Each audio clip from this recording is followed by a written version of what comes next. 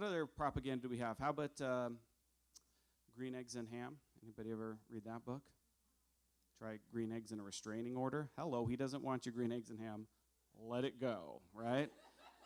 That's a scary book. Just keep pushing it because there's certain things that you don't need to try to know they're nasty. Eggplant. I knew it was nasty. I looked at it. For one, it's an abnormal color. It's not natural, and it looks disgusting. And then you taste it, and you're like, yep, I do dislike it. Probably of all the propaganda, the Bible stories that I learned as a kid, right? Remember learning about David and Goliath? And so I always thought he just knocked him out. And then, you're reading the Bible later on in your life, and you're like, right? We had this little kid book where David and Goliath are standing next to each other. There's a picture of them, like they took a picture before the battle. Like we need to get a photo for posterior's sake. Could you guys stand over here, please? And and so they would stand there, and he had a sling, and Goliath was standing there, grumpy. It's like, Goliath, smile. Forget it, right? And they're standing there next to each other, taking a picture for the kids' book. And he was like holding it this way. He's like, oh, just a second, I got to go portrait. I cut your head off, Goliath.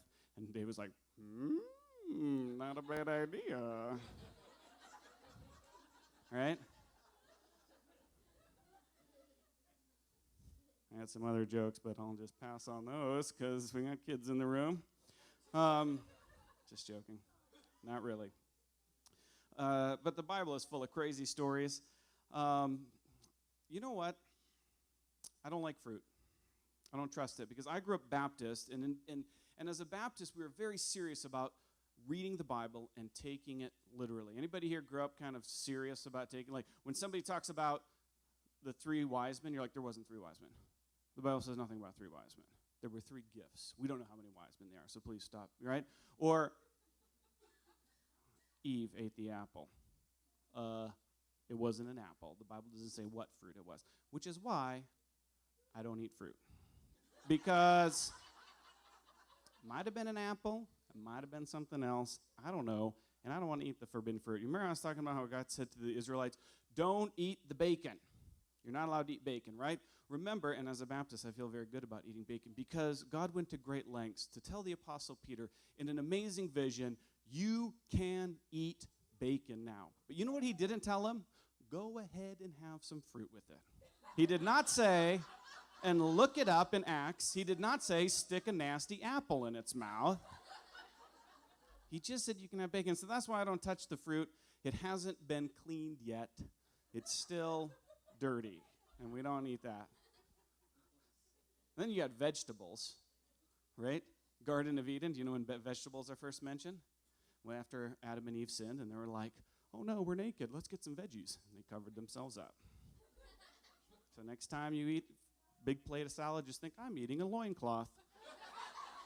Delightful, so delicious. I don't touch vegetables. And I just touch vegetables because there's a lot of guilt involved with fruits and vegetables. Have you ever eaten a Twinkie next to somebody eating an apple? A lot of condescension there. And sometimes they don't even feel like they need to be quiet about it. They'll just be open. Really? That's your decision? Breakfast? Trust me, I know. I've had this conversation before, and I'm like, really? You just want to eat the sin fruit? That's fine with me. A lot of guilt. I don't like vegetables because they're big-headed. Now, a while ago, yeah, they're prideful. There's a lot of pride involved with the vegetable community, and here's how I know. Because a few years ago, I was reading this article about how the unions in Hollywood are but the Actors Guild or whatever it is, they're very specific about when a movie comes out, what's called billing, who gets their name on the top. Because, there's a whole lot of people in movies that just are like walking around in the background, and you wouldn't put their name on the front of the poster. Why? Because they didn't really do a lot to sell that movie, right? And so I wonder, why don't we have this with recipes? Pumpkin pie. We're all going to have a piece of pumpkin pie. What is pumpkin doing for the pie? Does anybody? Nothing, right? Except making sweetened condensed milk and brown sugar's job really, really hard to make it delicious, right? That's what pumpkin is doing, and yet it takes the credit like, I love pumpkin pie. You know, pumpkin. I was carving a pumpkin the other day, and I couldn't stop eating. It was just like, oh, this is so good, right? Have you ever made something like cookies, and you just couldn't stop eating the chocolate chips? Right? Have you ever carved a pumpkin and be like, oh, this is so delicious, looking around? No, because it's nasty. It's pumpkin. That's why when people smash pumpkin, I think they're doing us a favor. It's the one time the juveniles are actually helping the community do what needs to be done. They're getting rid of these nasty things called pumpkins. Don't even get me on the pumpkin spice latte. Oh, yeah, you love pumpkin, don't you? Pumpkin spice latte. Yeah, you like sugar milk. That's what you like. Coffee. Do you ever get bugged with people who are like, hey, let's go out for coffee tomorrow? Sure, let's meet for coffee. And then they go, and it's like, 2 in the morning or whatever. It's 4 in the morning, and they order like one of those frappy drinks. Like, I love coffee. Just love going out for coffee.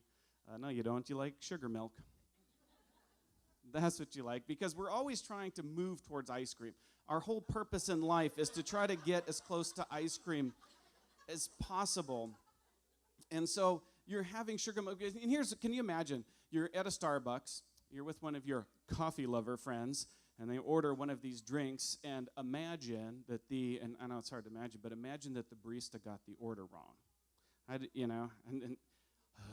you got my order wrong. Well, if you just actually ordered coffee, they would not have gotten it wrong, right? You need a college degree to figure out the math equation of your coffee. Maybe it's not their fault, it's your fault. But that's my own personal opinion. Imagine they got their little frappa, whatever, and they're like, I don't know that there's coffee in this. They might have forgot the espresso shot. You know what? Could you check this?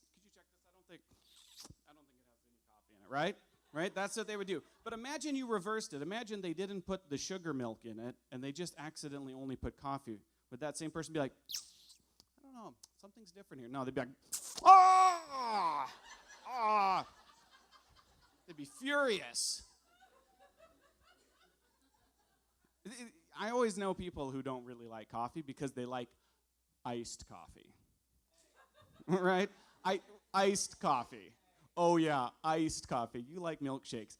Because I've tasted cold coffee. It's disgusting. Everyone who actually drinks coffee knows that. It's only those other people who love coffee that don't really understand, oh, I love iced coffee. Yeah, I'm sure you do.